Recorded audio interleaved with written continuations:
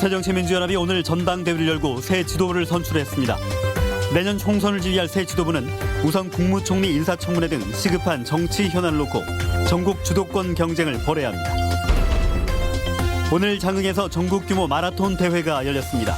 칼바람 속에서도 자신과의 싸움을 즐기는 현장을 카메라에 담았습니다. 올해 광양항 컨테이너 처리 물동량 목표치가 250만 TU로 설정됐습니다. 앞으로 국내 2위 항만 자리 굳히기가 관건입니다. 휴일 사건 사고가 잇따랐습니다. 교통사고와 화재로 3명이 숨지고 강풍으로 정전 피해도 발생했습니다. 여러분 안녕하십니까? 계속해서 광주 전남권 소식입니다. 새정치민주연합 전당대회에서 문재인 의원이 새로운 당대표로 선출됐습니다. 문재인 신임 대표는 당의 통합과 이기는 당을 만들기 위해 온 힘을 쏟겠다며 당선 소감을 밝혔습니다. 이계상 기자가 보도합니다. 새정치민주연합 당원 11,000여 명이 구름처럼 모여든 전당대회에서 문재인 후보가 신임 대표로 뽑혔습니다. 문 후보는 2위에 그친 박지원 후보를 근소한 표 차이로 따돌리고 제1야당의 새로운 리더가 됐습니다. 기호 1번 문재인 후보 총 득표율 45.30%입니다. 호남 출신의 박지원 후보는 대의원과 권리당원 투표 결과로는 박빙의 승부를 펼쳤지만 국민 여론조사에서 크게 밀리면서 낙선했습니다. 문재인 신임 대표는 수락 연설을 통해서 박근혜 정부와 전면전에 나서 총선 승리와 정권 교체를 이루겠다고 밝혔습니다. 이 순간부터 우리 당은 분열을 버립니다. 연합의 힘으로, 단합의 힘으로 위대한 진군을 시작합니다. 최고위원 경선에서는 호남 출신의 주승용 후보가 최종 득표율 1위를 차지하며 당당하게 새 지도부에 입성했습니다. 한편 이번 당대표 경선에서 친노와 비노, 영남과 호남, 총선 공천권을 염두에 둔 줄서기 등으로 새정치연합의 분열과 갈등은 더 깊어졌습니다.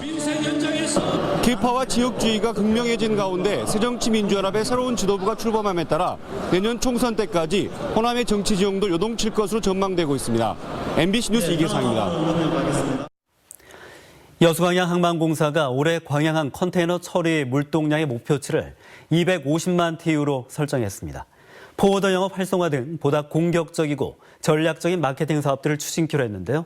김주희 기자가 전합니다. 지난해 광양항 컨테이너 처리 물동량은 233만 TU.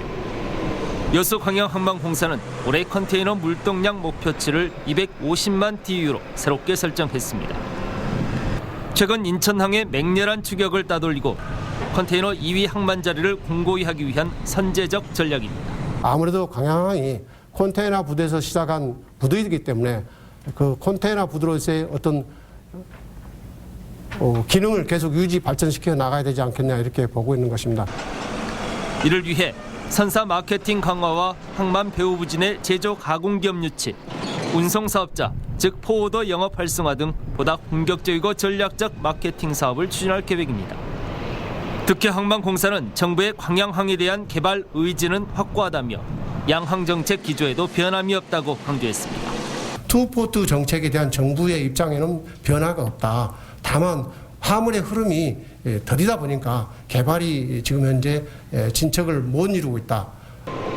또한 최적의 인프라 조성을 위한 광양항 24열 대형 컨테이너 크레인 투입과 낙포부대의 재개발 사업을 위해 정부 예산이 반영될 수 있도록 더욱 적극적으로 나설 계획이라고 밝혔습니다. 이 밖에도 최근 감사원 감사 결과로 불거진 직원 성과급 과다 지급과 사업관리 부당 계약 사실에 대해서는 깊은 유감의 뜻과 함께 조속히 시정할 뜻을 밝혔습니다. 올해 출범 5년차를 맞은 여수 광양항만공사. 글로벌 항만 경기 침체의 난관을 극복하고 올해 광양항이 동북아 복합물류 거점으로 기반을 다질 수 있을지 주목됩니다. MBC 뉴스 김주입니다. 동장군의 추위도 무섭지 않은 마라토너들이 오늘 한반도 정남쪽 장흥에 모였습니다.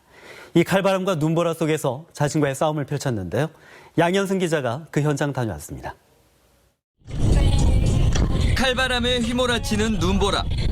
두터운 외투로 중무장하고 무릎과 허리를 굽혀 몸을 풉니다. 정남진 장흥에서 전국 규모 마라톤 대회가 열렸습니다. 오늘 날씨도 추운데 열심히 해서 1등까지 하겠습니다. 체감 기온 영하 10도 속에서 얇은 반소매 옷 하나만 걸친 채 뛰어나온 3,300명의 마라토너들. 앞이 보이지도 않을 정도로 내리는 눈을 헤치고 발걸음을 내딛었습니다. 마라토너들이 건강을 찾고 삶의 활기를 찾는 좋은 의미를 갖는 그런 대회가 되기를 진심으로 바랍니다. 42.195km에서 짧게는 5km까지 저마다 자신과의 싸움을 즐겼습니다. 날씨는 좀 춥지만은 그래도 여러분들과 같이 이 장항 마라톤에 함께 할 수 있다라는 그 자체만으로도 좋은 것 같습니다. 내일 아침 광주와 전남 지역은 수온지가 영하 11도에서 영하 5도에 머무르며 올 들어 가장 추운 날씨가 예상됩니다.